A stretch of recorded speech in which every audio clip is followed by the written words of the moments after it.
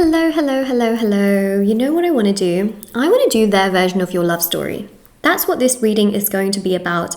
And if this resonates with you, please do like this reading, subscribe, comment down below, let me know. Okay, so we're going to do their version of your love story.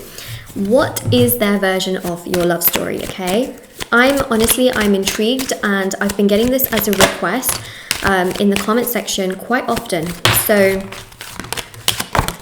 instead of always talking about, your version of events, let's see their version of events.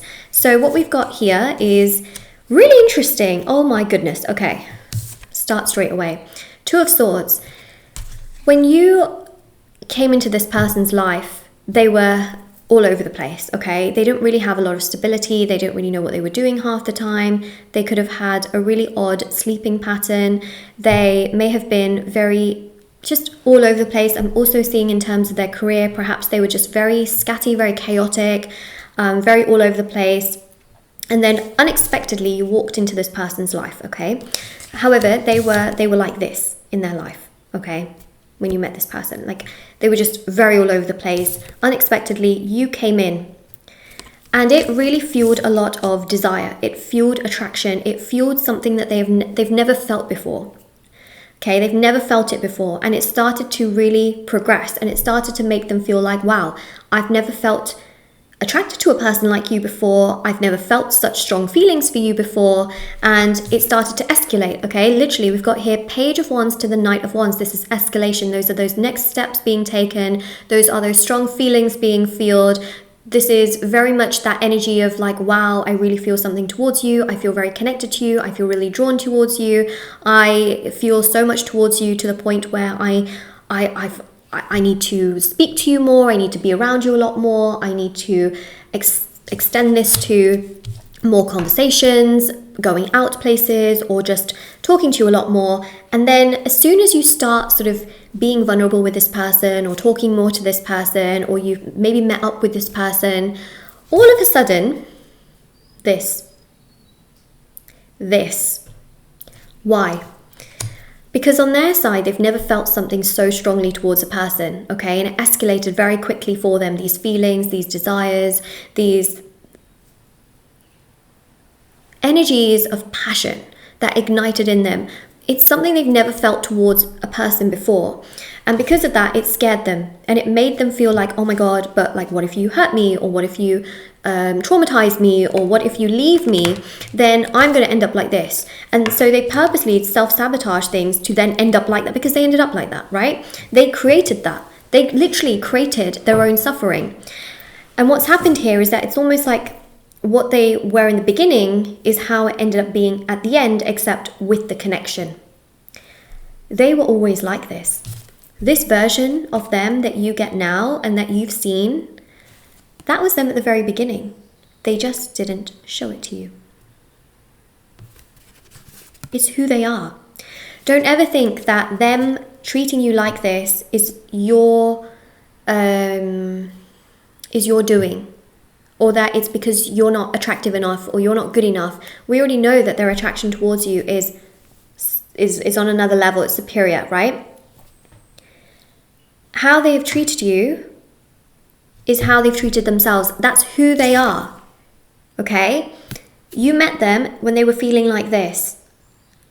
Then you met them, things progress. They became like this. They didn't become like this because of you. They were always like this. Mind is blown, okay?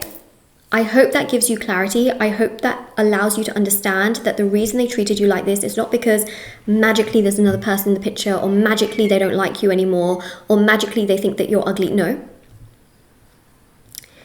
They have always felt like this. They just suppressed it from you. They showed that they were always okay. They showed that they were always on that next level. They showed that their life was completely fun.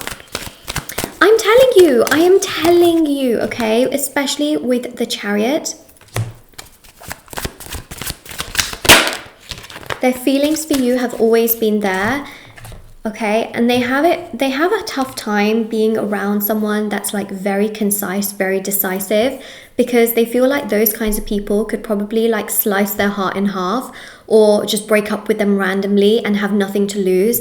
They find it very hard to to kind of understand that people can just walk in and out of each other's lives, and that's something that could happen. Like, it literally scares them so much because I think it's happened to them in the past and they've just never been able to emotionally or mentally recover from it. It's actually traumatized them so much to the point where they have like felt genuinely physically sick. And that's what I see here with the Queen of Swords and the Chariot. They've just never been able to mentally and emotionally recover from these kinds of energies of knowing that someone has the potential to literally break their heart, and that them feeling so strongly towards you means that you now have the power in your hands. The one thing they didn't want to do was put that power in your hands, and that's why they may have gone cold towards you, or maybe not doing enough towards you, or just acting aloof or oblivious to the connection, and you're like, hello, I'm still here, like, what's going on, please, like, tell me what's going on. And so obviously that can confuse you and frustrate you and make you feel really like, what the hell is happening here? But it's not your fault. We see here with the Chariot and the Queen of Swords, they find you a very consistent person. What are they? Inconsistent. Now, I read energies in tarot, not specifically genders, but when this is how they see you, this is how they are, this is who they are, right?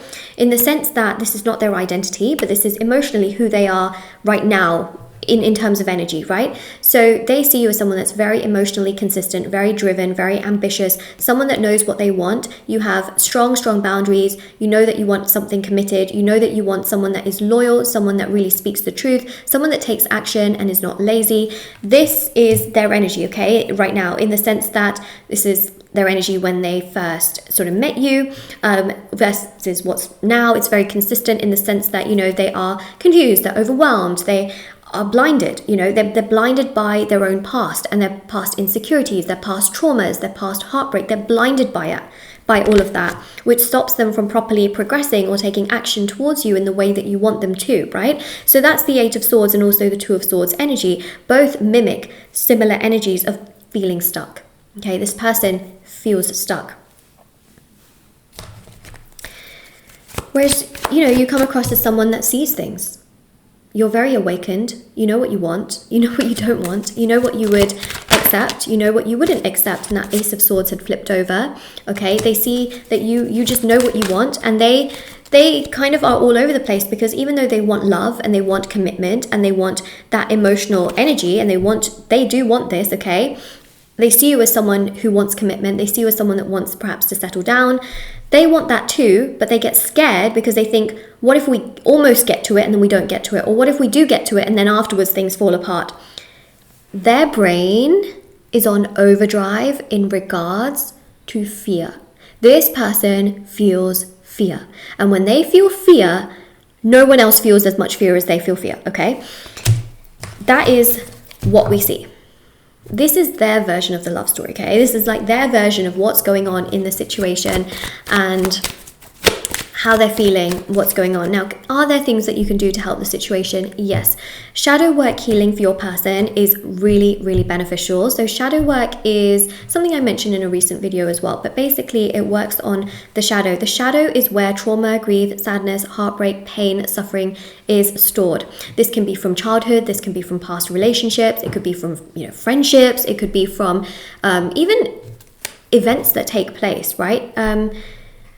It could be from, I'm just going to give an example, it could be from, like, for example, earthquakes, or someone's house catching fire, or having an accident. You know, trauma is many different things, right? It could be a past relationship. It could also just be like something really random that happens, right? Or an interaction that happens. So essentially that gets stored in the shadow. Shadow must heal. Otherwise, in your day-to-day life, in reality, it creates problems, and then you self-sabotage because you're still holding on to a lot of that.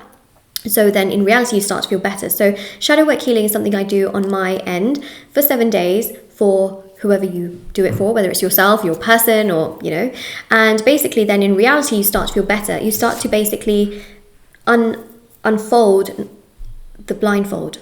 Unfold the blindfold, you basically take off the blindfold, right? And it allows you to see things clearly, to be better, to allow those suppressed feelings that come to the surface, but being comfortable with them, right? So this person wants to get married. They're very, very scared. They're very scared to commit, right? But then when you do shadow work healing, they start to feel comfortable with those feelings. So shadow work healing, I think, can beneficial, benefit this person. So I do recommend that if you wanted to do it for your person, can be a really good thing to do. So I do offer that. It's on my website, shopmoonlightguidance.com. There's thousands of 5-star reviews. It's also on Etsy. And the other thing is just really being able to give this person the space that they need, okay, and not putting too much pressure on them, and being able to detach, which means focusing more of your energy on yourself than focusing it on this person, okay. So we've got here the 9 of Wands, okay, and then they will start to feel more comfortable with those thoughts. Look at all those thoughts, but this person, you know, they will start to feel more comfortable with their thoughts and their feelings, and I do believe that this connection has potential to get towards a securely attached commitment, okay. So I do believe that it can get to both of you sort of settling down, being with each other, making things work with each other. So I do believe the shadow work healing can be really beneficial, really beneficial. So this is your reading. Now, if this resonates with you, don't forget to like, comment down below, subscribe. I also have TikTok and Instagram. I post on there every day. Moonlight.guidance on Instagram, Moonlight Guidance on TikTok, and I will see you all very soon. Hope you have a lovely day or night wherever you are, whatever you may be doing, and I'll see you all very soon.